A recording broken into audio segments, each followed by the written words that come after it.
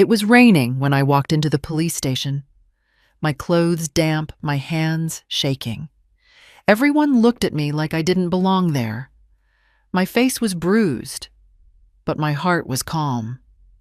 The officer at the front desk looked up and asked, "Ma'am, you're the victim?" I smiled faintly and said, "Not anymore."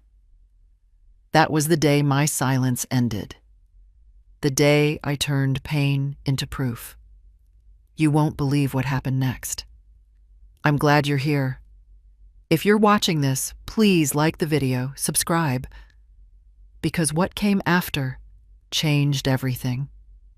The first time I stepped into that police station, the rain outside had already soaked through my clothes. The water dripped from my sleeves, pooling around my shoes, but I didn't move. The smell of wet paper and disinfectant filled the air. I remember the sound of the ceiling fan turning slowly above me, slicing the silence into uneven pieces. My breath was shallow. My heart was beating too loudly for the quiet room. I walked to the front desk. The young officer sitting there looked up from his papers. His eyes went straight to the bruise on my cheek, then to the cut on my wrist. He frowned, confused. He wasn't used to seeing old women walk in like that, shaking, alone, with a calmness that didn't fit the damage. He hesitated for a second, then asked softly, "Ma'am, you're the victim." I looked at him, my voice steady though my knees trembled. "Not anymore," I said. The words left my mouth before I even realized what I'd said. They weren't rehearsed. They just came from somewhere deep inside, a place that had been waiting too long to speak. For a second, even he didn't move. He just stared at me. Then he stood up, guided me to a chair, and asked if I wanted water. I shook my head. My body didn't need water. It needed justice. He handed me a form and asked what had happened. I held the pen, but my fingers didn't move.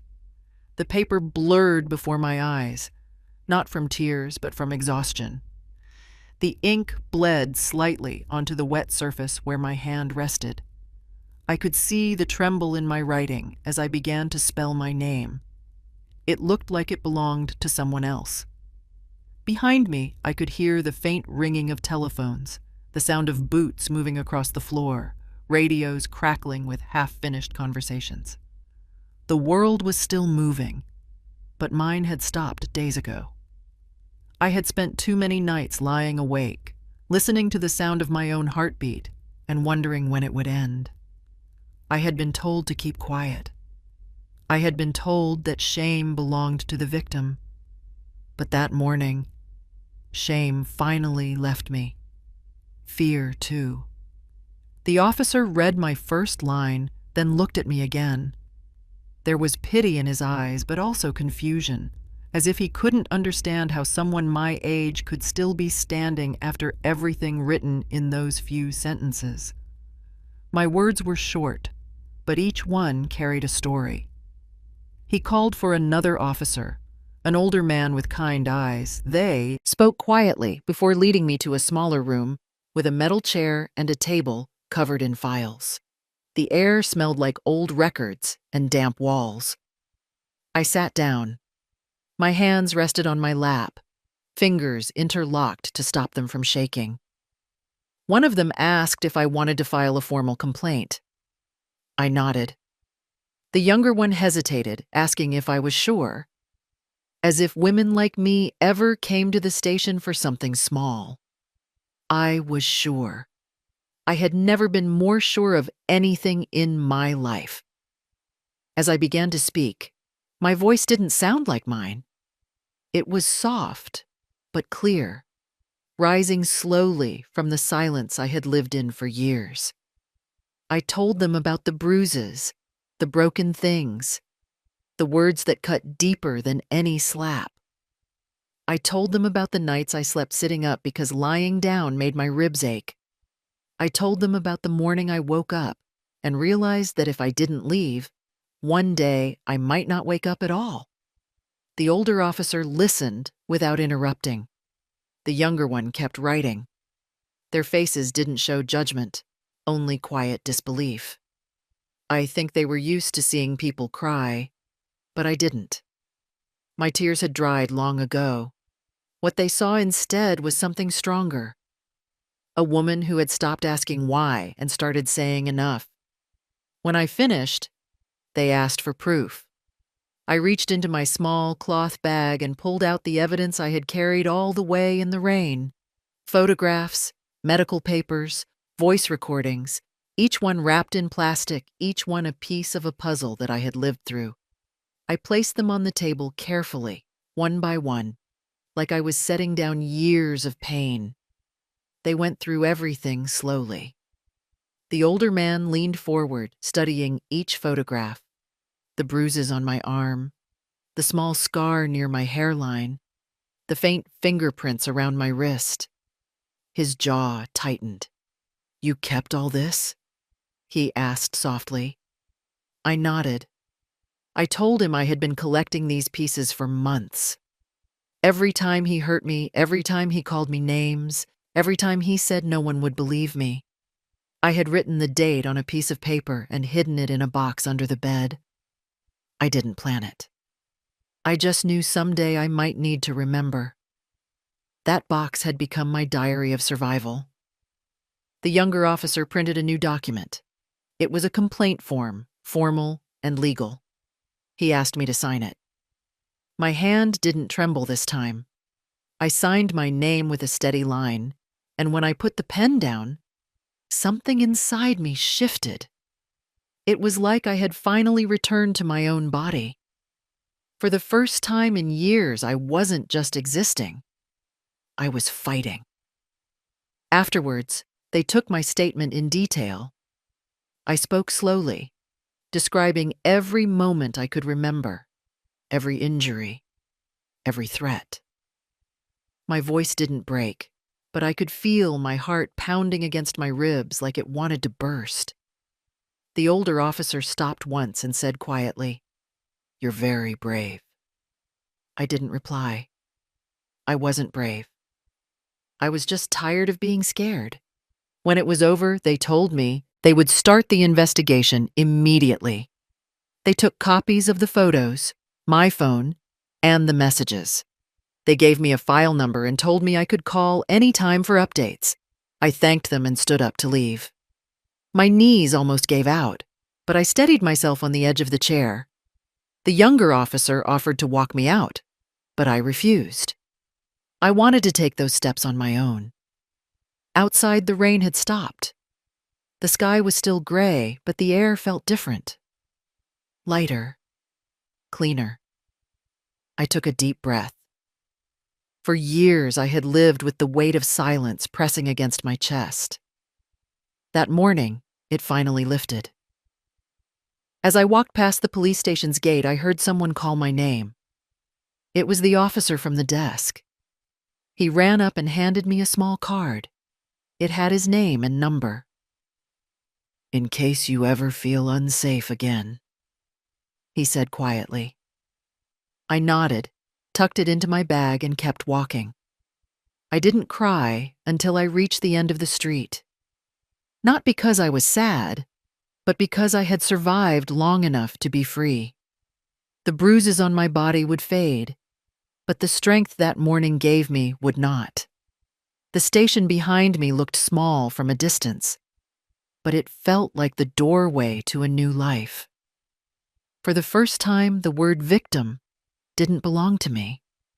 Survivor did. I looked up at the sky and whispered a promise to myself. Never again.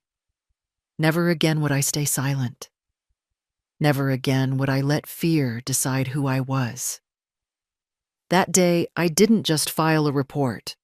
I buried the woman who kept apologizing for being hurt. And if you're still watching this story, remember this.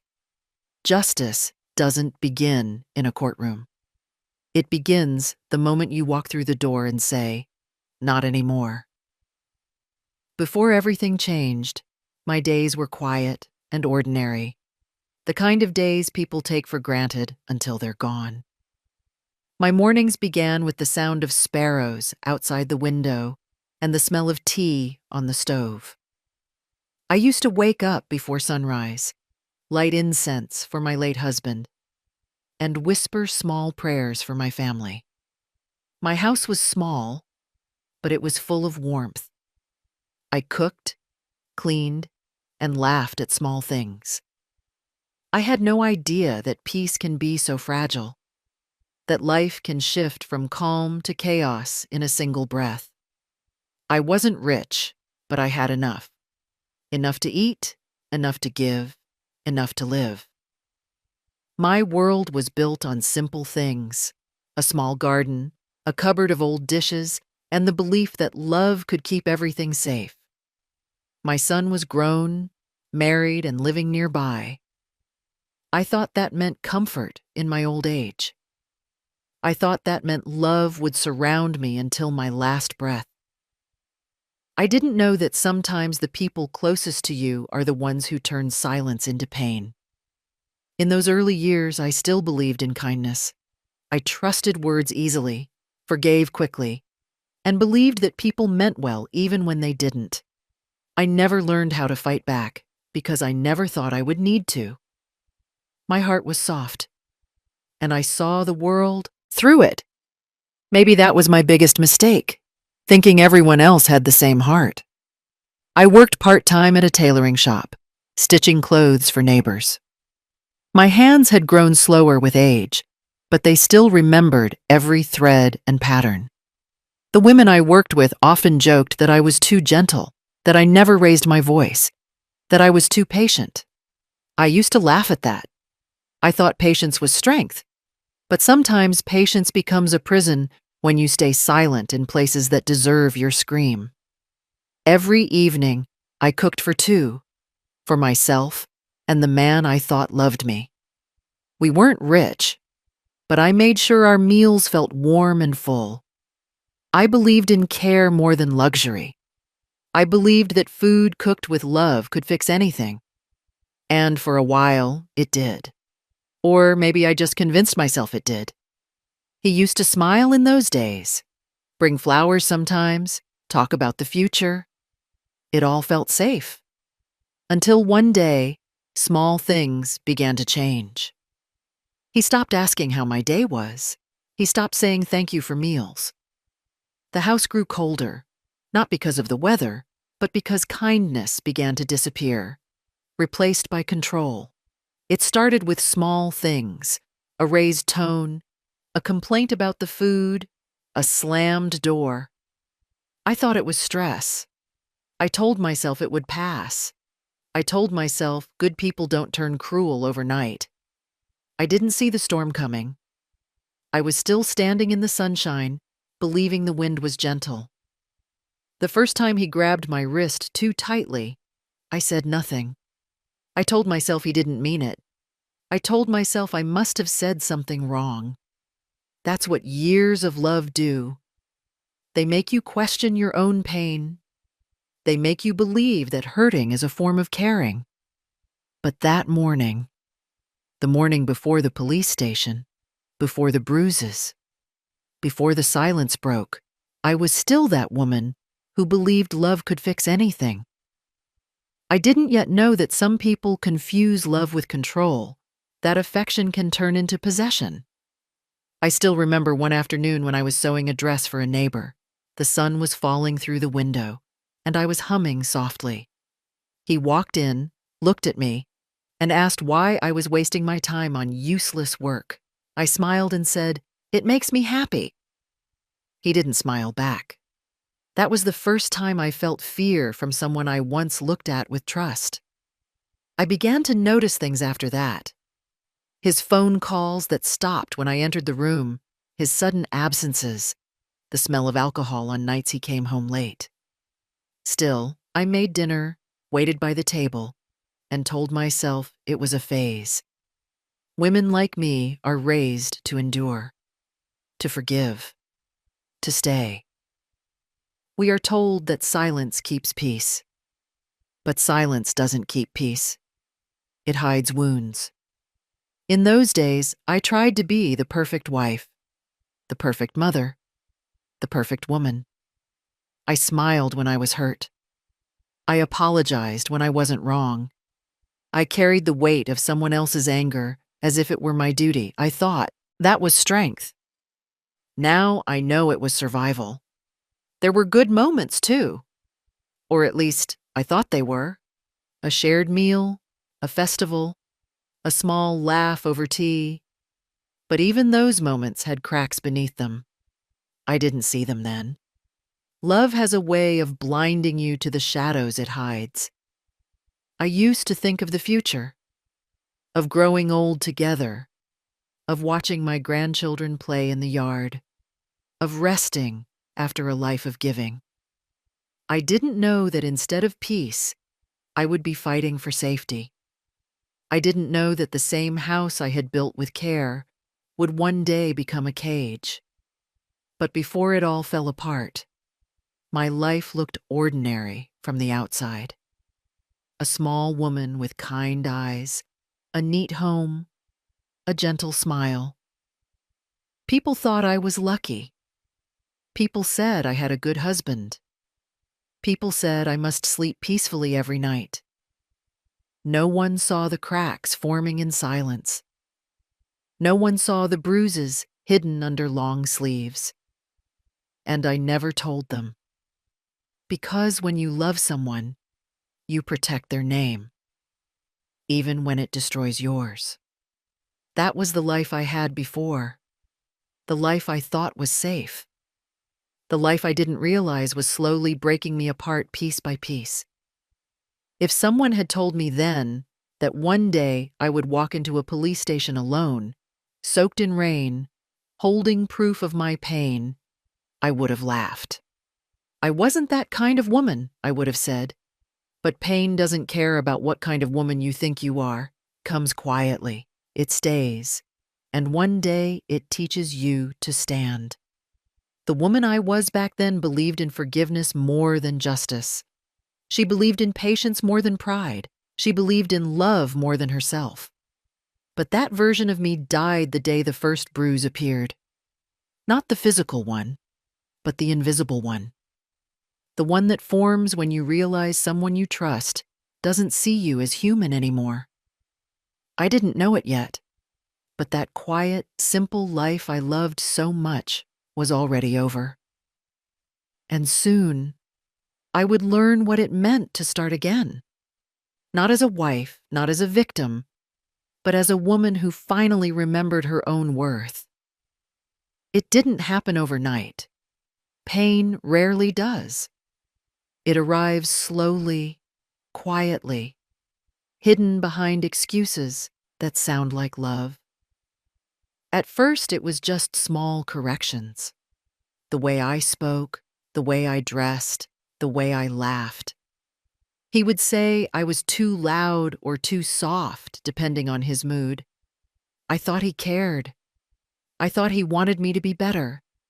But soon, every small thing about me became something he needed to change. He began to tell me when to speak, when to stay silent, what to cook, when to sleep. It was still called love in his language, but in mine, it was the beginning of control. He started locking the front door when he left, saying it was for safety. I believed him until one day I realized the key was missing from where I kept it. I laughed it off, told myself it was an accident.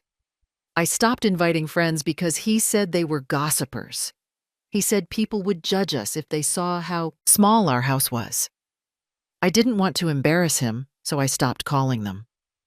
One by one, the voices in my world disappeared until only his remained, and the phone calls with my sister became shorter. Then they stopped altogether. He didn't like when I spoke to her. He said she filled my head with nonsense. When I protested, his smile faded, and that was enough to make me quiet. I began to feel like the air in the house had changed, thicker, heavier, waiting for something to go wrong. At first, the apologies came easily. I'm sorry I made you angry. I should have known better. They slipped from my tongue like second nature. Every time he raised his voice, I blamed myself for being clumsy, for forgetting things, for not doing enough. He never needed to shout much after that. My own guilt did the work for him. He started checking my phone, then reading my messages. He said he just wanted to know who I was talking to. I let him, because I didn't have anything to hide. But soon, I realized that trust, once given to the wrong hands, turns into a weapon. He began twisting my words, accusing me of things I didn't do, saying I made him angry on purpose. I told myself it was stress. I told myself love was patience. I told myself this was still my home. But the walls had started closing in. The kitchen, once my place of comfort, became a stage for criticism. You waste too much salt. You cook like you don't care. I would stand there, holding the spoon, trying to keep my hands from shaking. Even silence made him angry. He said I looked proud when I didn't answer. There was no winning anymore. I started noticing how often I apologized, for breathing too loudly, for walking too slowly, for existing in a space that used to belong to both of us, but now felt like his alone. I'd catch myself whispering, "Sorry," before he even said anything. It became my instinct, like survival. Some nights he wouldn't come home. I'd stay awake, waiting to hear the gate, hoping he wouldn't be drunk. When he was, the house would fill with noise. The sound of his shoes hitting the wall, his keys thrown across the table. The muttering of my name followed by curses. The first time he broke a glass, he said it was an accident. The second time, he said it was my fault. I remember one evening, I was sitting on the floor picking up the pieces, and he walked past me as if I wasn't there. He didn't see the small cut on my palm or the tears I wiped before he could notice. He just turned on the television and laughed at something on the screen. The sound of his laughter mixed with the pain in my hand, and for the first time, I wondered if love could be that cruel. It became a pattern. Anger followed by silence. Silence followed by charm. He would hurt me, then bring me sweets the next morning. He would insult me in front of others, then compliment me when we were alone. I began to crave the good moments like air, even though I knew they wouldn't last. That's what fear does. It makes you thankful for temporary peace. One day, I looked in the mirror and didn't recognize the woman staring back. Her hair was dull, her eyes hollow. Her mouth curved in a small, tired smile. I realized I hadn't genuinely laughed in months. The woman who once filled the house with stories now whispered to herself in the dark. That's when I understood that abuse isn't always loud. Sometimes it's quiet, polite, disguised as care. He began to manage all the money, said it was easier that way. I agreed because arguing meant shouting, and shouting meant bruises I'd have to hide. I started depending on him for everything: groceries, medicine, even bus fare. The freedom I once had to step outside for air now came with permission. He didn't have to say the word prison. I already knew I was living in one. My neighbors began to notice small things: the way I avoided eye contact, the way I flinched when someone raised their hand too quickly, the way I always wore long sleeves even in summer. They asked if I was okay. I said yes. I lied because the truth was too heavy, and because I didn't believe anyone could help me. He began isolating me further. He stopped letting me go to the temple, saying it was a waste of time. I stopped seeing my friends. The radio went silent. The curtains stayed closed. Even the houseplants started to wither. It was like the whole world had stopped breathing with me. But there was one thing he didn't take away: my memory. Every insult, every bruise, every tear stayed etched inside me like carvings on stone. And though I didn't know it then, those memories would become my evidence one day. I kept telling myself, it's not that bad. That sentence became my shield, even as it shattered more each day. I had heard stories of women who left, and I used to think they were brave. I didn't know that bravery sometimes looks like survival. Sometimes it's just getting through one more night. It got worse when he realized I stopped reacting. My silence made him angry. He wanted to see me cry, to see fear in my eyes. When I refused to give him that satisfaction, his words grew sharper, his hands heavier. I learned that silence can protect you for a while, but it can also make your pain invisible. Then came the isolation. He began telling others I was forgetful, unstable. He laughed about me at gatherings, calling me weak. People believed him. I could see the way they looked at me, with pity, not respect. That was his goal. To make me small enough that my words would never matter. And for a time, he succeeded. The last time I went to my sister's house, I saw a version of myself in her mirror that broke my heart. I saw the lines of fear etched deeper, the posture of a woman used to shrinking. When she asked if I was happy, I said yes. My voice sounded calm, but I could hear the lie trembling underneath. It's strange how easily pain can blend into routine.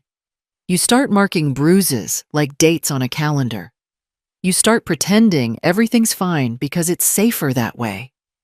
You become an expert at hiding, not from others, but from yourself. Each insult began to echo even when he wasn't around. His voice followed me everywhere. You can't do anything right. No one will believe you. You're lucky I keep you. They became like background noise, looping in my mind until I almost believed them. Almost. Then one morning, I looked out the window and saw the neighbor's daughter walking to school. She was laughing, her backpack bouncing on her shoulders. For a brief second, I remembered what it felt like to be light. That memory, that single image, cracked something open in me. It was small, but it was enough. I began to hide things again. Not evidence this time, but pieces of myself. My strength, my dignity, my will to fight. I stored them quietly inside me, safe from him. I didn't know when I'd need them, but I knew that someday I would. At night, I started writing in a small notebook. Just one line a day, the truth of what happened. He shouted today. He threw a plate. He called me worthless. Each line was a reminder that I wasn't imagining things. Each page was proof that I was still alive enough to remember. Looking back now, I realize I ignored the signs because I was afraid of what they meant. If I admitted the truth, it would mean my life as I knew it was over. It would mean everything I built was a lie.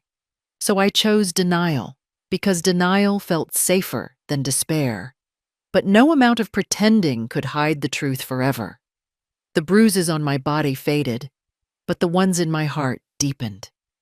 Every time I looked in the mirror, I saw not just fear, but anger, quiet, simmering anger, the kind that grows in the dark until one day it bursts into light. And that light came the night everything changed. But before that night, before the screams and the police station and the rain, I was still a woman, trapped between love and fear, between memories and survival.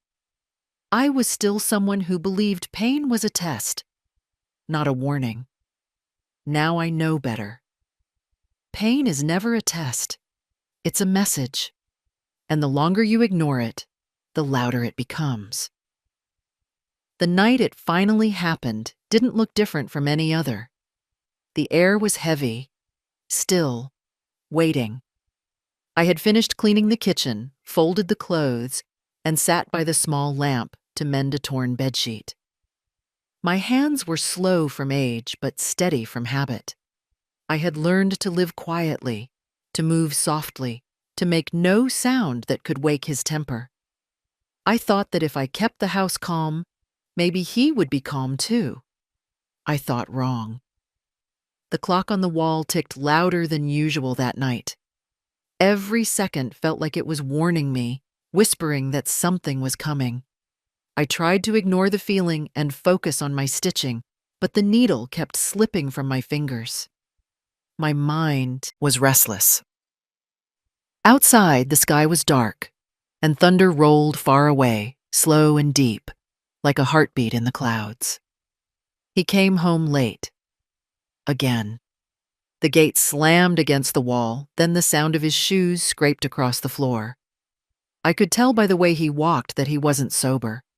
I smelled the alcohol before I saw his face. My body stiffened, but I didn't look up. I knew what was coming. He threw his keys on the table, the metal clinking sharply. He began muttering under his breath, words I couldn't understand at first. I stayed quiet, hoping silence would dissolve his anger. But silence to him was provocation. It always was. He shouted something about the food being cold, about the house not being clean enough, about how I didn't care. The same accusations he had thrown at me 100 times. Each word was meant to sting, to make me small, to make me afraid. I stood up slowly and walked to the kitchen to warm the food, even though I had already eaten alone hours before. My legs felt weak, but I moved carefully, knowing any wrong step could spark the fire faster. I placed the pot on the stove, turned on the flame, and stirred quietly. My heart was pounding so loudly that it almost drowned out the sound of the storm outside. Then it happened. A plate flew past me and shattered against the wall. Pieces scattered across the floor like sharp stars. I didn't even flinch. It wasn't the first time. I just stood there, staring at the broken pieces, and for some reason, I couldn't move.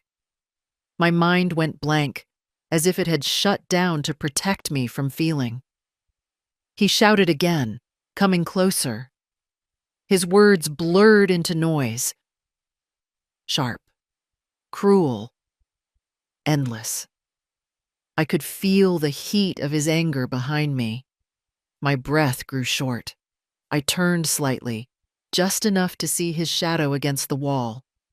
The lamp flickered once, twice, then went out. The storm outside growled louder.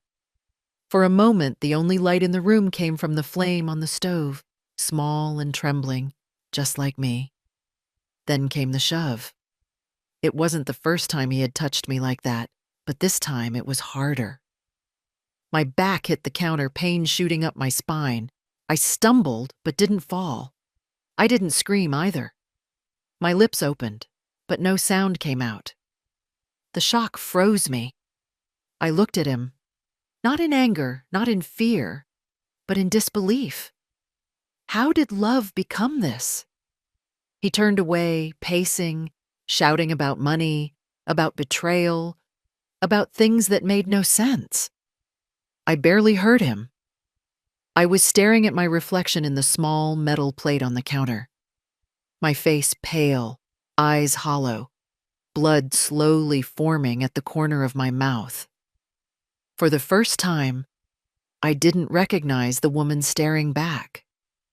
He kept shouting, but I didn't listen anymore. Something inside me had cracked, not just from the pain, but from realization. This wasn't an argument. This was war, and I was the only one bleeding. He walked out of the kitchen, slammed the door to his room, and the house fell into silence. Again! The silence was deafening. I stood there for a long time, my body shaking, my hands gripping the edge of the counter so tightly that my knuckles turned white. I could still hear the echo of the slap that never came, the shove that did, and the voice that once said, "It loved me." I looked at the broken plate on the floor. My reflection glimmered in one of the shards. Small, fragmented, almost gone. I knelt down to pick up the pieces, but my vision blurred. My hands trembled. One sharp edge cut my finger and a drop of blood fell onto the tile. I stared at it, the deep red color against the pale floor. It was strange. I didn't feel pain. I just felt clarity. That drop of blood looked like a signature, like a mark saying, "Enough." I cleaned the floor slowly, placed the pieces in a bag, and threw them in the bin. Then I sat at the kitchen table, staring into the darkness. The lamp flickered back to life after the power returned, and its light fell softly on the mess I had just cleaned. Everything looked normal again, but nothing was. Hours passed. He slept. The rain outside stopped. I sat there with my arms around myself, rocking slightly. Not from fear, but from a numb kind of strength I didn't know I had. I knew I couldn't stay. I knew this house was no longer home. It was a battlefield where my soul had lost too much already. For years, I had told myself that leaving wasn't possible, that women like me had no place to go, that people would laugh or judge or tell me to forgive. But that night, forgiveness died. The part of me that believed in waiting for change was gone. I walked to my room, opened the small trunk at the end of the bed, and pulled out the wooden box I had kept hidden for years. Inside were a few photographs, my marriage papers, a small notebook, and a USB drive I didn't even remember saving things on. I looked at those items and realized they were all pieces of my story, proof that I existed beyond the pain. I packed a small bag, just clothes, documents, a little cash, and that box. My hands were shaking, but my mind was steady. Every movement felt like a goodbye. I wasn't afraid anymore. I was awake. Before leaving the room, I looked around once more. The bed, the curtains, the photo on the wall. All of them carried memories, but none of them held love anymore. I whispered a silent farewell, not to him, but to the woman who once believed this place would keep her safe. When I stepped outside, the air was cold, sharp, clean. The ground was still wet from the storm, and the streetlights cast long, trembling reflections on the pavement. I walked barefoot for a while, my bag slung over my shoulder, feeling the rough road beneath my feet. Every step away from that house felt like a step toward myself. The wind was strong, but it didn't scare me. The night was dark, but it didn't hide me. For the first time in years, I was invisible to him. And that was freedom.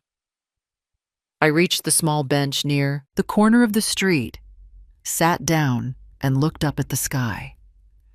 The stars were faint, hidden behind clouds, but I could still see a few of them. I realized then that even on the darkest nights, light doesn't disappear. It just waits. My body hurt, my skin burned where he had pushed me, but inside, something fierce had awakened. It wasn't revenge yet. It was survival. The kind that whispers, "You're still here." As I sat there, I heard a distant dog barking, a car passing, the world moving like nothing had happened. But everything had. I had reached my breaking point. The bruises would heal, but the decision had already been made. Tomorrow would not be another day of silence. Tomorrow, I would walk into the station and make my voice matter. I waited there until dawn. The sky slowly turned pale, the birds began to sing again, and for the first time in years, I smiled. Not because I was happy, but because I had survived the night I thought would end me. That morning, as I watched the sunrise, I knew what I had to do. I didn't need permission. I didn't need help. I needed truth. And I was finally ready to speak it. That was the night that changed everything. The night fear lost its power. The night pain became proof. The night a victim became a survivor. When the first light of morning touched the sky, I was still sitting on that bench. My body was cold, but my mind was alive. For years I had lived in fear, tiptoeing around anger, swallowing pain, calling abuse by softer names. But that morning, I wasn't afraid anymore. I was tired of fear. It had taken too much from me already. My voice, my dignity, my peace. I wasn't going to let it take my life, too. I watched the world wake up. A milkman rode past on his bicycle. Children in uniforms ran toward the bus stop. People walked by, carrying umbrellas, newspapers, breakfast parcels. No one looked at me. No one knew that I had left my entire life behind a few hours ago. I felt invisible, but not powerless. For the first time, my invisibility felt like armor. My fingers were still sore, my arms bruised, but I could move freely.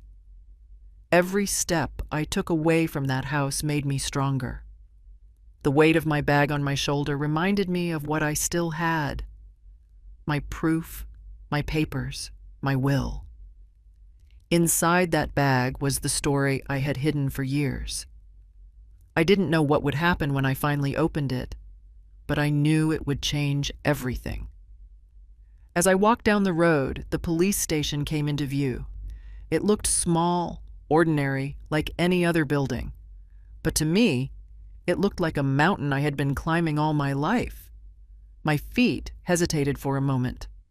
The last bit of fear whispered in my ear, "What if they don't believe you?" I almost turned back. Then I remembered his voice from the night before, his hands, his laughter. That memory burned the fear out of me. I took a deep breath and walked toward the gate. My heart was pounding, but not from fear, from determination. The guard at the entrance looked at me curiously, but didn't stop me. I walked inside, the floor echoing softly under my feet. The room smelled of damp paper and old coffee. I felt my chest tighten, but I kept moving. I didn't have a plan beyond this. I didn't know what to say, who to talk to, or what the process was. All I knew was that silence was no longer an option. For too long, I had allowed pain to grow in the dark. It was time to bring it into the light. I found a chair in the corner and sat down. My body trembled, not from weakness, but from release. Like years of trapped emotion were finally escaping through my hands. I reached into my bag, pulled out the small folder I had packed so carefully the night before, and held it close. That folder was my shield now. As I waited, I watched other people come and go. A young man filing a theft report. A woman arguing about property papers. A boy crying beside his father. Their stories were loud, chaotic, desperate. Mine was silent, but no less real. I wasn't just another person asking for help. I was someone bringing proof that love had turned into violence, that kindness had turned into cruelty, that home had turned into danger. When the officer finally called me forward, my voice didn't shake. I spoke clearly, slowly. I explained that I needed to report domestic abuse. He looked at me, surprised, maybe because I didn't look like the usual picture of a victim. I was older, calm, too composed for my bruises. But calmness is what pain looks like after years of endurance. He offered me water, asked if I had anyone with me. I said no. He asked if I had evidence. I nodded. Then I opened the folder. One by one, I laid out the photographs, the medical papers, the messages I had printed, the small USB with recordings. I had collected them quietly over the years, not even knowing why at first. But now I knew. I had been preparing for this moment. The officer looked at the pictures. His face hardened. He didn't ask many questions after that. He called for a senior officer, a woman. She entered the room, looked at me with steady eyes, and asked me to tell her everything from the beginning. And I did. I spoke for nearly an hour. I didn't cry. I didn't shout. My voice was soft, but unbreakable. Every word I said felt like I was lifting a stone off my chest. When I finished, the room was silent. The woman officer leaned back, looked at me, and said quietly, "You did the right thing." I nodded, though I wasn't sure yet if it was right or just necessary. But I knew one thing. I had crossed a line I would never go back from. They asked me to stay for a while so they could take my statement officially. I sat there, looking at the forms, watching my story turn into ink on paper. It was strange. For years I had begged to be heard, and now my words were being written down by someone else, becoming evidence instead of pain. It felt both heavy and freeing. While they typed, my mind drifted. I thought of all the times I had hidden my bruises under long sleeves, all the times I had lied to neighbors saying I fell, all the times I had whispered apologies for things I hadn't done. I realized I had been living in a story he wrote, one where I was always the villain. But that morning, I took the pen back. When I signed the report, my hand didn't tremble. The signature was firm, steady, clear. It was the same name he used to call lovingly, the same name he later cursed. But now it was mine again. After the paperwork, they gave me a small slip with a case number and the contact of a protection officer. The woman told me I could stay at a temporary shelter for safety. I thanked her and nodded. For the first time, someone was offering me safety without conditions. It felt strange and beautiful. Outside, the sky had cleared. The rain had washed the streets clean. I stood at the steps of the station, holding that slip of paper, and looked up at the sky. The clouds were moving apart, sunlight spilling through. I felt it on my face, warm, gentle, alive. It had been so long since I had felt sunlight without fear. That was when I made a decision. Not just to survive, but to rebuild, to make sure no other woman I knew would ever sit in silence like I did. My pain wasn't going to end with a report. It was going to begin a purpose. That night at the shelter, I couldn't sleep. The bed was small, the room quiet, except for the soft breathing of others who had come there for the same reason. I looked at the ceiling, tracing cracks in the paint, thinking of how each one was a scar just like me, broken but still holding. I reached into my bag and pulled out my small notebook. I wrote one sentence on the first clean page. Fear ends where truth begins. Then I closed it, placed it under my pillow, and smiled. The next morning, I called the officer to confirm the report. He said they had already started checking the evidence. My voice didn't shake when I thanked him. I realized that strength doesn't come from revenge or anger. It comes from standing up for yourself when the world expects you to stay down. I wasn't a victim anymore. I was a witness to what silence does and what courage can undo. When the officer asked me again, his tone was gentle but serious. "You're the victim," he said, like he wanted to be sure before he wrote it down. I looked at him, and for a long moment, I didn't answer. The word sat heavy in my chest. Victim. It was true, but it didn't feel right. It didn't sound like me anymore. I had lived that word for years, worn it like a shadow that followed me everywhere.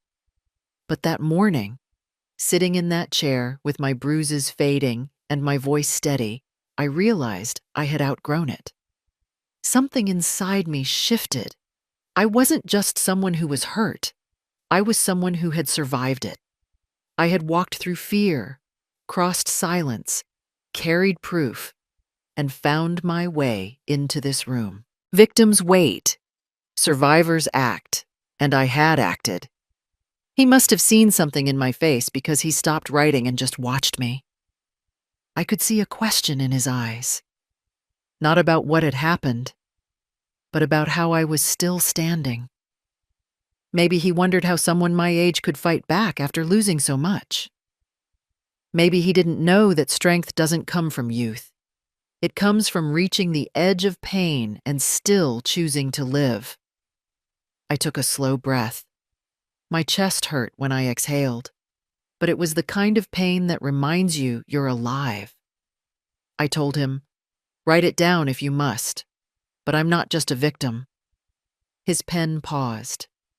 He nodded quietly. He understood. That moment changed everything. I wasn't the same woman who had entered the station a few hours ago. I had come here trembling, hoping for help. Now I was sitting taller, speaking louder, watching the truth finally find its place in the world. I had walked in with fear. I was walking out with power. They took me to a private room after that. The female officer sat with me, guiding me through forms and statements. I noticed how carefully she spoke, how gently she handled my papers. There was no pity in her eyes, only respect. That meant more to me than any apology I'd ever received in my life. For years, I'd been told that my pain was small, exaggerated, unimportant. Now it was written, stamped, and filed as truth. When she asked if I wanted to add anything to my statement, I said yes. I asked her to write one more line, that I came forward not only for myself, but for every woman who thought she couldn't. She smiled faintly and wrote it down. That single line felt like a promise to all the silences I had ever kept.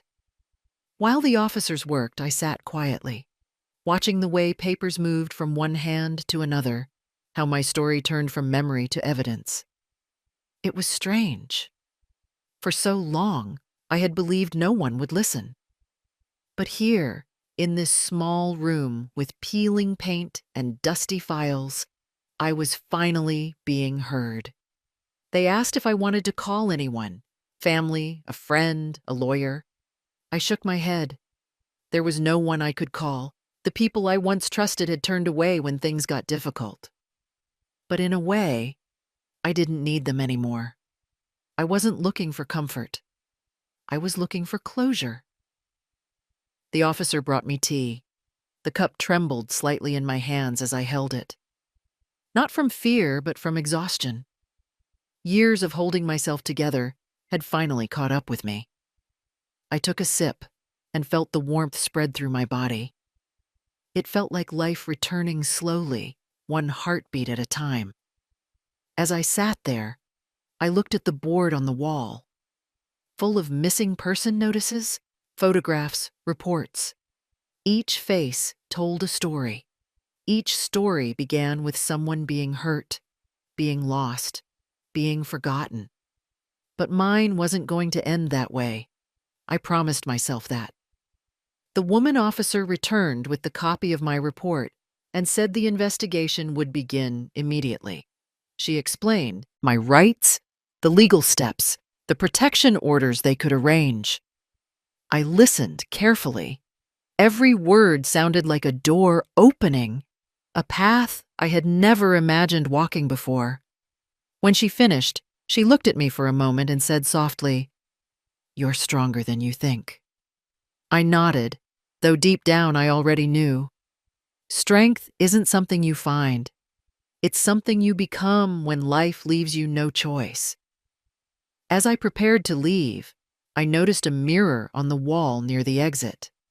For a second, I caught my reflection. The woman staring back looked different. Her face was still bruised, her eyes still tired, but there was something new there. Clarity. The kind that comes after a storm when you finally see what survived. I walked back to the front desk to collect my documents. The same young officer from earlier looked up and smiled lightly. He handed me the papers and said, "Take care of yourself." I nodded, thanked him, and walked toward the door. At the gate, I paused. The city outside was noisy. Traffic, voices, life. But I could still hear the echo of his question behind me. "You're the victim?" That question had become something else now. It was no longer doubt. It was proof. Proof that I had changed the story. Proof that even the system that once looked past women like me was now listening. Proof that my silence had finally broken loud enough for the world to hear. I walked out slowly, feeling the sunlight fall across my face. It was warm, bright, unapologetic. I closed my eyes for a second and breathed deeply. That breath felt different. Clean, full, unafraid. As I stepped onto the street, I realized something simple but powerful. Freedom doesn't begin when you leave someone. It begins when you believe yourself again. I wasn't a victim anymore. I was a survivor, a witness, a woman who chose truth over fear. And from that moment on, I knew I would never be silent again. The investigation began quietly, the way justice often does, not with sirens or shouting, but with paperwork and patience. The morning after I filed my report, an officer called to say they were reviewing my case. His voice was calm, respectful. He said my evidence was strong. I didn't know whether to feel relief or fear. For years, I had hidden the truth. Now it was no longer mine to hide.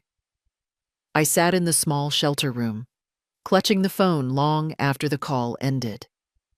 The walls around me were plain, painted light blue, the kind of color meant to calm you.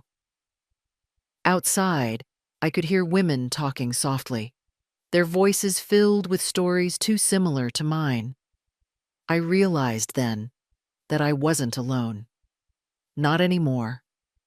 Each of us had walked through a different kind of pain, but the silence that followed it was the same. Later that week, the officers came to my old neighborhood.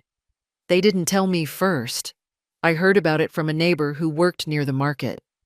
She said they had come early in the morning, taking photos, asking questions, collecting statements. The same neighbors who used to look away when I wore long sleeves in summer were now witnesses.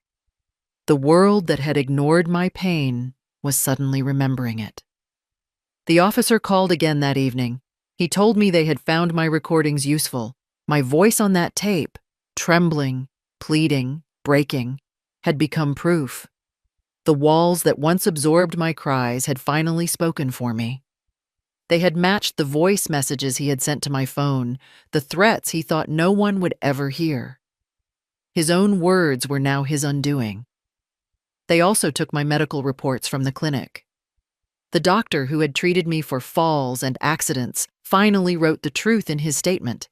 He remembered the marks, the bruises, the stories that never matched the injuries shame used to keep me silent.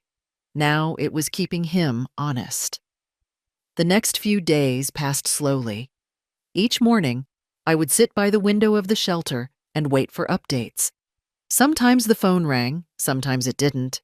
Waiting for justice is its own kind of pain. Quiet, stretching, endless. But this time, I wasn't waiting for forgiveness or understanding. I was waiting for truth to be acknowledged. One afternoon, I met the woman officer who had taken my statement. She came to see me at the shelter. She brought copies of the case file and explained what would happen next. Her voice was steady, patient. She told me that cases like mine took time. that the system moved slowly, but that it was moving. I asked her if people like him ever really face consequences. She didn't promise me anything. She just said sometimes, the law listens louder when you refuse to whisper. Those words stayed with me. The following week, 2 officers went door to door in my lane, speaking to neighbors. Some said they had heard shouting before. Some admitted they had seen bruises. A few pretended not to know anything. That didn't surprise me. Fear has a way of turning witnesses into statues. But even statues see. Even silence counts when the truth is heavy enough. One neighbor, an older woman who used to share vegetables with me, spoke up bravely. She told them she had once come to the gate when she heard me crying. She said he pushed her away, told her it was a family matter. The officer wrote every word down. That woman's courage became another brick in my wall of evidence. Meanwhile, he tried to pretend nothing was happening.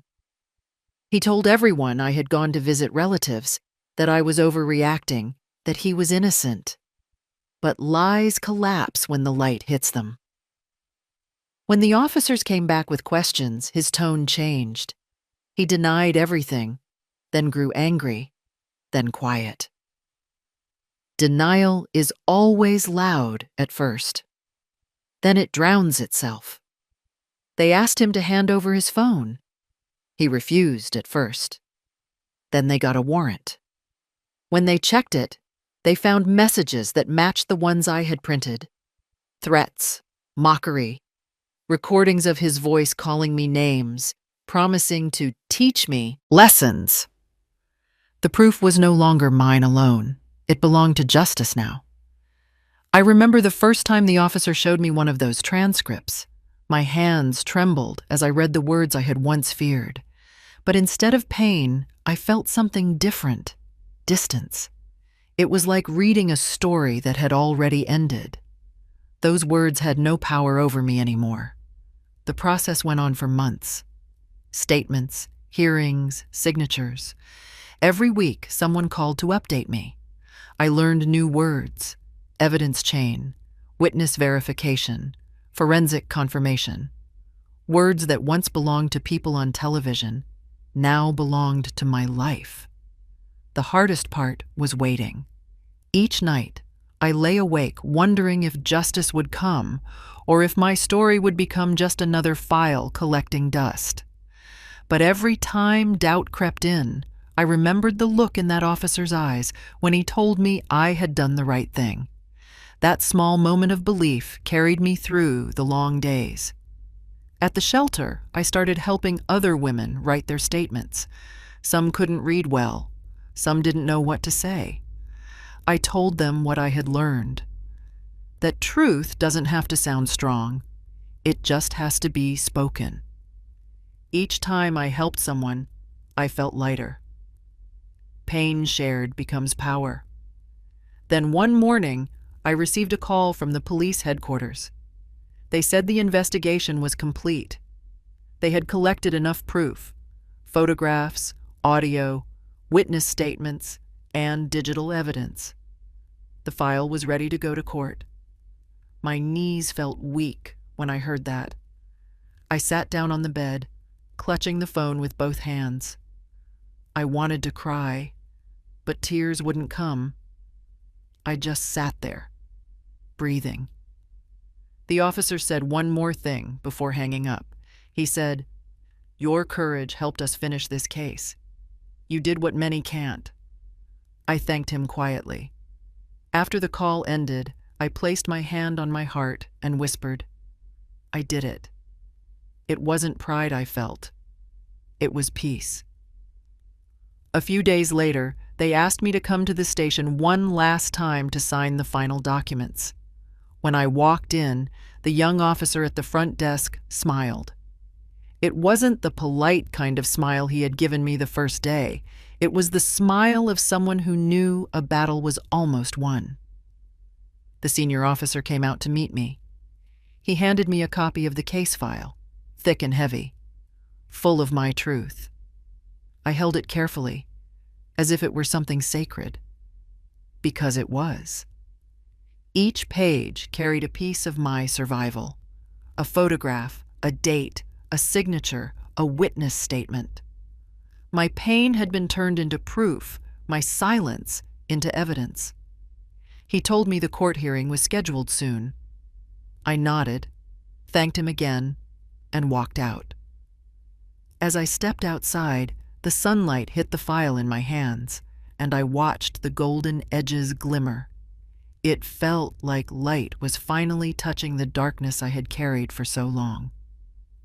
That evening, I sat by the window at the shelter, holding the file on my lap. The other women were laughing quietly over dinner, their voices soft, comforting. I looked at them and realized something. Justice isn't just about punishment. It's about giving voice back to those who lost it. The investigation had done more than prove what happened. It had restored something I thought I'd never get back, my faith in myself. Now, every time I saw the small scar on my hand or the faint mark on my wrist, I didn't see weakness.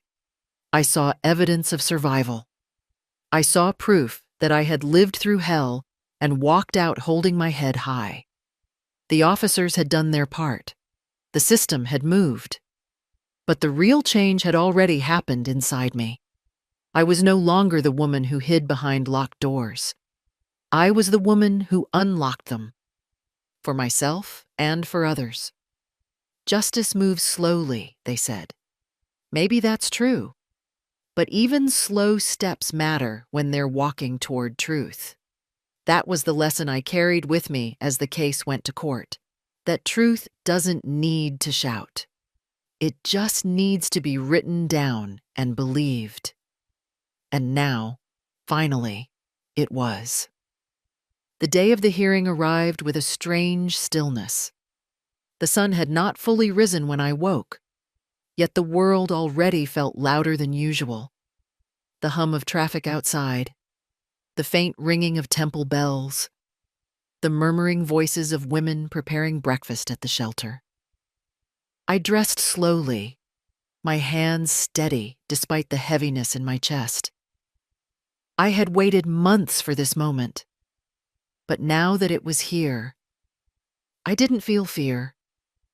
I felt closure coming near, like a tide returning to the shore after years of retreat. When the car from the police station came to pick me up, the officer greeted me respectfully. I sat in the back seat, holding the thick case file in my lap. The folder felt heavier than ever, filled with everything that once crushed me. Photographs, papers, recordings. But now it no longer felt like weight. It felt like armor. The court building stood tall and old, its walls stained with time. I had seen it before, only from a distance. Walking through its gates made my heart tighten. Each step echoed on the marble floor like a memory being counted. People moved everywhere. Lawyers with files tucked under their arms, families whispering, clerks calling out names. I stood among them quietly, my sari plain, my hair neatly tied, my eyes fixed ahead. The woman officer guided me to a bench outside the courtroom. She told me to wait until my name was called. I sat there, my palms folded on my knees. Across the hall, I saw him for the first time since that night. He looked smaller somehow, not in height, but in presence. His face was pale, his shoulders hunched, his confidence replaced by something brittle. He didn't see me at first. When he finally did, his eyes flickered with surprise, then discomfort. I looked back calmly. Inside, the courtroom buzzed with low voices until the judge entered. Everyone rose. I stood too, my knees aching but strong. The proceedings began with formalities, numbers, dates, the dull rhythm of law. It all sounded distant, like a language from another world. Then the prosecutor began to speak, and suddenly every word mattered. He presented my case slowly, carefully. Each document was shown, each photograph described. The courtroom lights reflected off the plastic sleeves that held my evidence. I watched from my seat as the life I had lived in shadows now filled the air for everyone to see. The photos of bruises once hidden under sleeves now lay on a public table. The recordings that had been whispered in fear now played loud enough for strangers to hear. When the first audio clip began, his voice filled the room. It was strange hearing it like that, detached from fear, stripped of control. The same words that used to make me tremble now made the judge's brow tighten. He denied it at first, said it was fake, said I had framed him. But truth doesn't bend forever. The officers confirmed the recordings came from his phone. His own data betrayed him. I sat still, my hands gripping each other. I didn't look at him. I didn't need to. The sound of his voice trembling was enough. Justice doesn't always roar. Sometimes it whispers through the cracks of a liar's defense.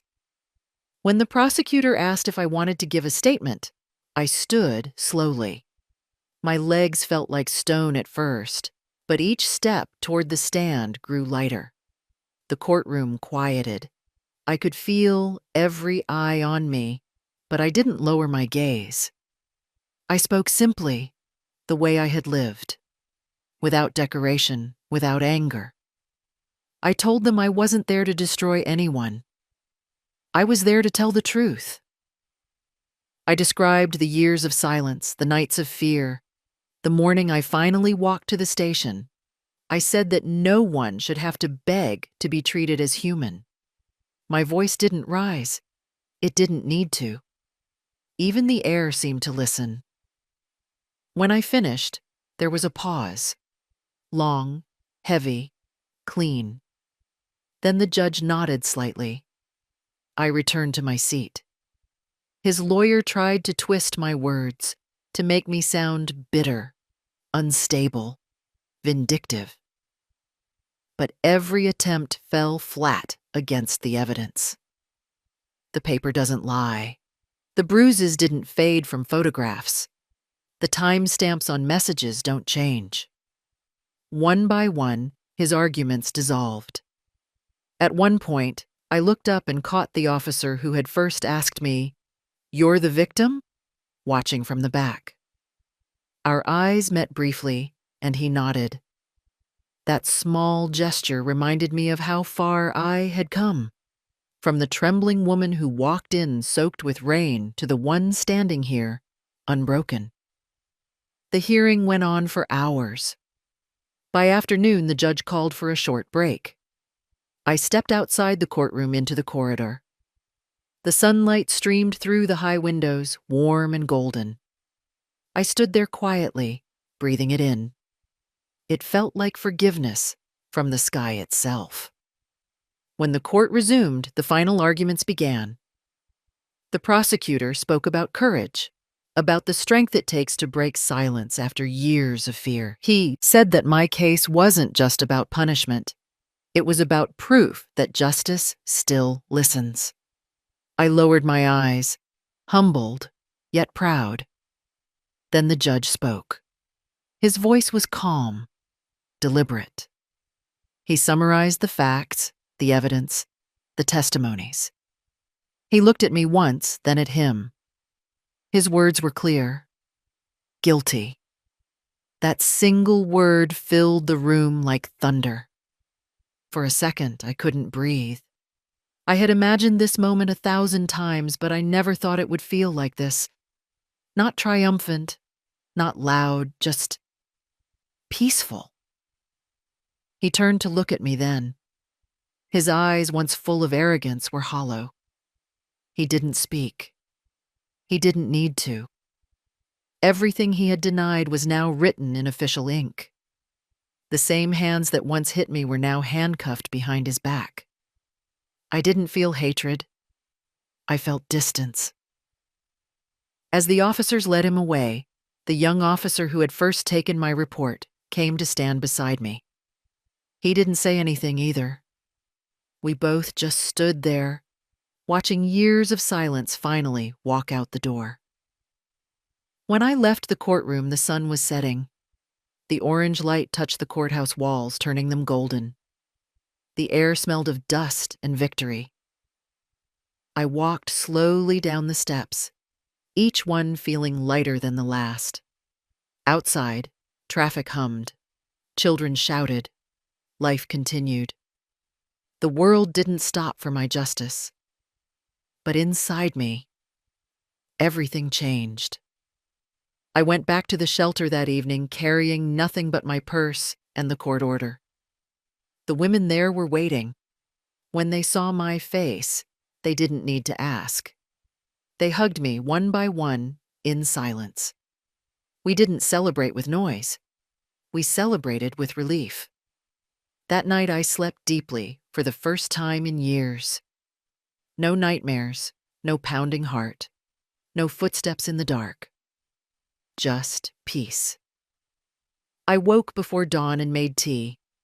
The steam rose into the air, curling softly like a prayer fulfilled. Justice, I realized, isn't revenge. It's breathing without fear. It's walking down a street and knowing no one owns your silence anymore. The court had given me what I came for, proof that truth still wins. But what mattered most wasn't the verdict. It was the woman I became on the way to hearing it. The days after the verdict felt like stepping into a new season, not one filled with celebration, but with quiet air and soft sunlight. The noise inside me had finally gone still. For the first time in years, I could wake up without fear of footsteps in the dark, without flinching at sudden sounds. The silence that once felt like punishment now felt like peace. I left the shelter a week later. The women hugged me goodbye, their eyes full of pride. One of them whispered that my story had given her courage to file her own report. That simple sentence was worth more than any apology or gift.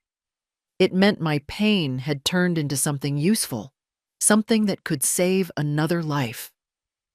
I rented a small room near the market. It wasn't much, a single bed, a small table, one window that let in morning light. But it was mine. The air smelled of spices and traffic and new beginnings. I spent the first few nights just listening to the sounds outside. The calls of vendors, children laughing, bicycles passing by. I realized that these ordinary noises were what safety sounded like. Each morning, I made tea and sat by the window. I watched people go about their day, and for once, I didn't envy them. I was one of them now. Free, nameless, unafraid. My bruises had faded, but sometimes I could still feel them like ghosts beneath my skin. They didn't hurt anymore, but they reminded me of what I had survived. The police officers kept in touch. They called to check if I was safe, if I needed anything. The woman officer, the one who had written my final line in the report, came by once. She brought sweets and sat with me for a while. She said the department wanted to use my case as a training example for younger recruits to teach them how to handle survivors with respect. I nodded quietly. I didn't want recognition. I just wanted change. As the weeks passed, I started volunteering at the shelter where I had stayed. At first, I helped with cleaning, cooking, small tasks. Then the counselor asked me to speak to some of the new arrivals. They were scared, like I had been. Some couldn't even speak without trembling. I sat with them, listened, and told them that fear fades faster when you share it. I didn't tell them every detail of my story. I didn't need to. They saw it in my calmness, in the way I carried myself, in the way I said the word survivor instead of victim. Slowly, the women began trusting me. We would spend evenings together, talking, stitching, making small plans for new lives. Each story was a wound, but together they began to heal like stitched fabric, stronger at the seams. Money was tight, but peace made me feel rich in ways comfort never did. I found small tailoring work again. The shopkeeper, an old friend of my husband, hired me without questions. I sat by the machine each day, the steady rhythm of the needle soothing me. Each piece of fabric I mended felt like a piece of my own life coming back together. There were hard days, too. Nights when I woke from dreams of that house, of the noise, of the pain. On those nights, I would light a candle and sit by the window until dawn. I would whisper to myself that I was safe now, that no one could take that from me. Slowly, those nights grew fewer. Months passed. The court case was closed officially. He remained behind bars, serving his sentence quietly. Sometimes the officer updated me, but I never asked for details. Justice had already done its work. I didn't need to watch him suffer. His absence was punishment enough. One afternoon I received a letter. It was from my son, the one I hadn't spoken to in years. He wrote that he had heard about the trial, that he was sorry for not being there. He said he was ashamed of how blind he had been. I read the letter slowly, feeling old pain rise and then fade. I didn't know whether to forgive him or not, so I folded the paper carefully and kept it in a box. Forgiveness, I realized, doesn't always have to be spoken. Sometimes it's enough just to stop hating. The following winter, I decided to plant a few flowers outside my small room. A neighbor helped me find pots, soil, and seeds. I chose marigolds because they were bright and forgiving, the kind of flowers that bloom even when ignored. Every morning, I watered them and watched them grow.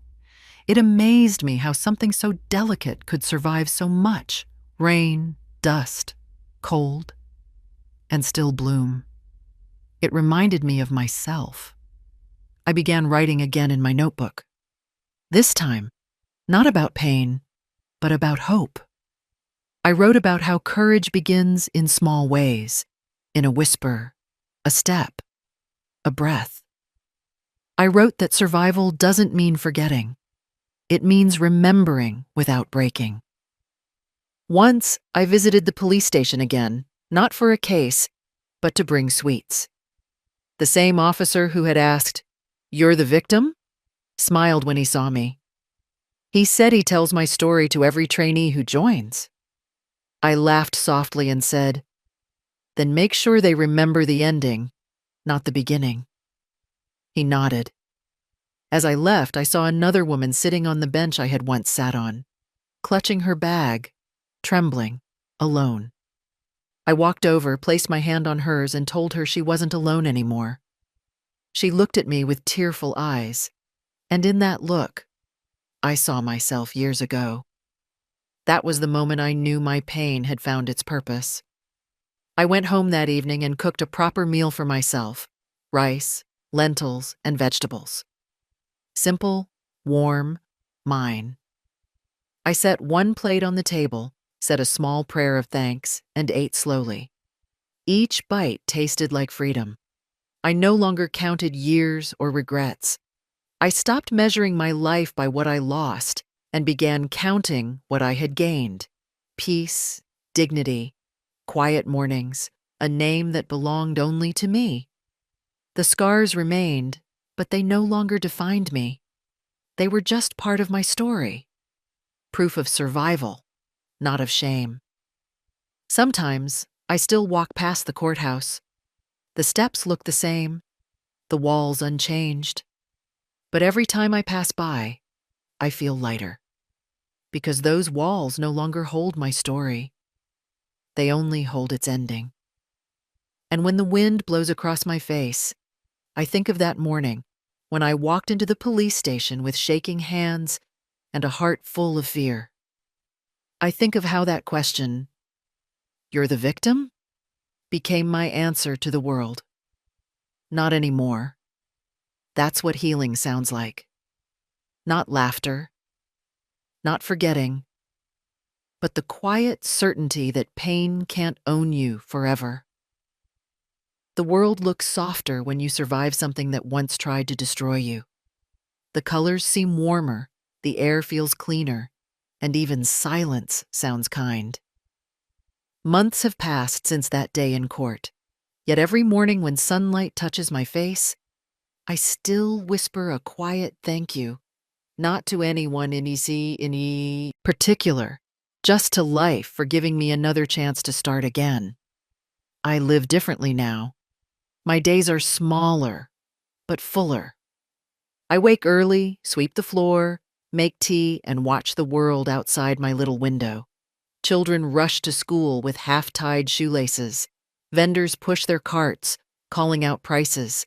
Stray dogs stretch under the sun. I used to think peace was something you had to search for.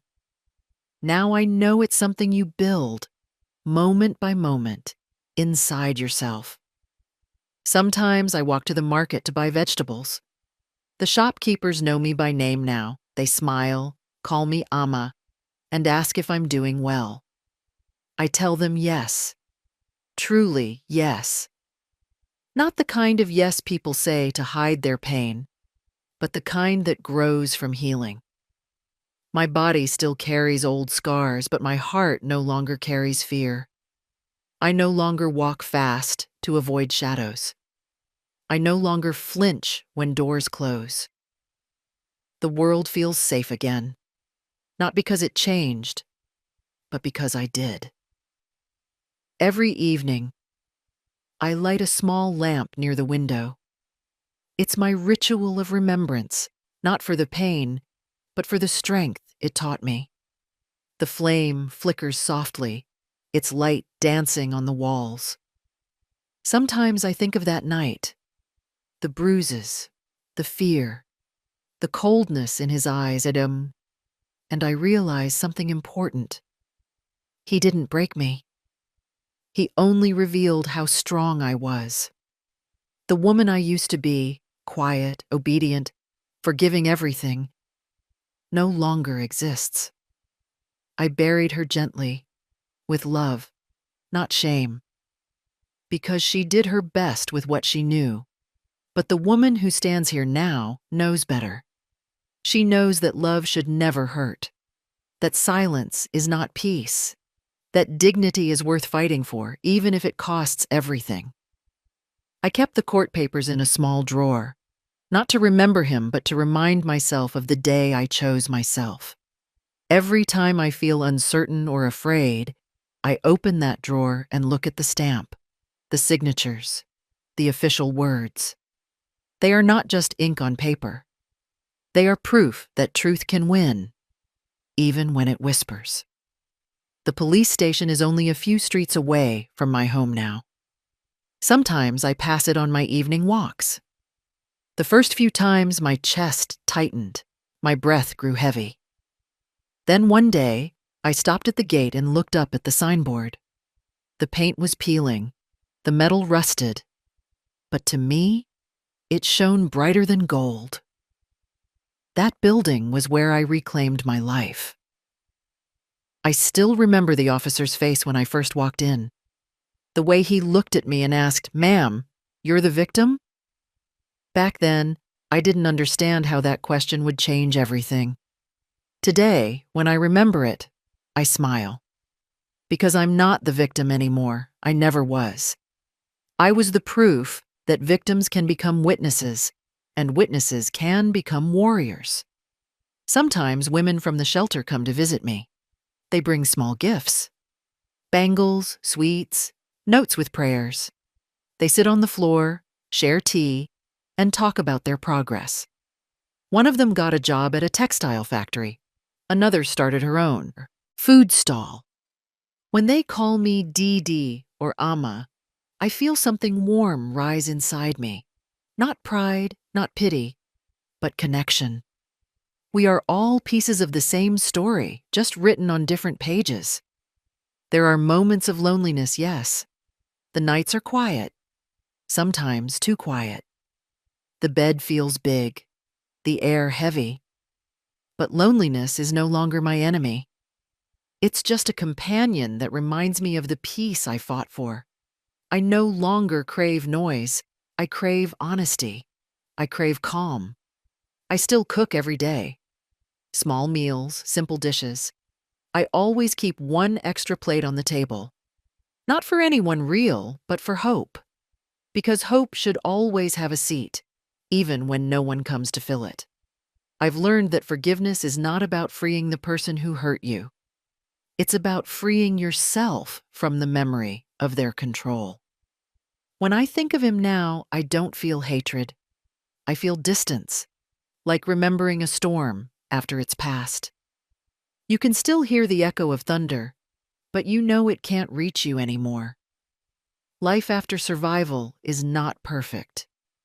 It's quieter, humbler, and infinitely more precious. Each day is a small victory. Waking without fear, sleeping without nightmares, smiling without pretending. I have nothing grand, but I have everything I need. And that, to me, is freedom. Sometimes I still receive letters from women who heard my story through others. They write that my courage helped them take their first step. They ask how I found the strength to walk into the station that day. I tell them the truth. I didn't find it. It was always there. It was just waiting for me to stop apologizing for existing. When I pass by the police station now, the younger officers sometimes greet me with respect. One of them told me that new recruits learn about my case during training. They call it the case of the quiet survivor. I smiled when I heard that, because that's exactly what I became. Not a victim, not a hero, just a quiet survivor who refused to disappear. The marigolds I planted months ago have spread along the wall now. Bright orange and yellow blooms catch the morning sun. They sway gently when the wind passes, their petals soft but resilient. I water them every day, and sometimes I talk to them softly, as if they can hear. Maybe they can. After all, they've grown from the same soil where my fear once lived. I've learned that justice doesn't end with a verdict. It continues every time a woman speaks, every time someone believes her, every time silence breaks. That's what keeps me going, knowing that my small story is now part of something larger. If someone were to ask me today what courage looks like, I'd tell them it looks like walking into a police station with shaking hands and a heart full of fear. It looks like telling your story, even when your voice trembles. It looks like surviving, even when the world calls you broken. And when I think back to that day, the officer, the question, the trembling inside me, I realize that moment was not the end of my suffering. It was the beginning of my freedom. I don't visit the past to relive it anymore. I visit it to remind myself that I left it behind. That's the difference between being haunted and being healed. Today, when I sit by the window, watching life unfold, I don't see myself as someone who lost years to pain. I see myself as someone who earned peace through endurance. Every scar, every tear, every sleepless night, they were the tuition I paid for wisdom. And now, I live debt-free. So when people ask me if I regret going to the police, I smile and tell them no. Because that one decision didn't just save me. It taught me who I was meant to be. And to you, listening to my story now, I'll say this. The hardest step is the first one. The one that takes you from fear to freedom. That officer called me a victim. But victims stay silent. Survivors speak. Tell me, if you were in my place, would you have walked into that station or stayed quiet one more day?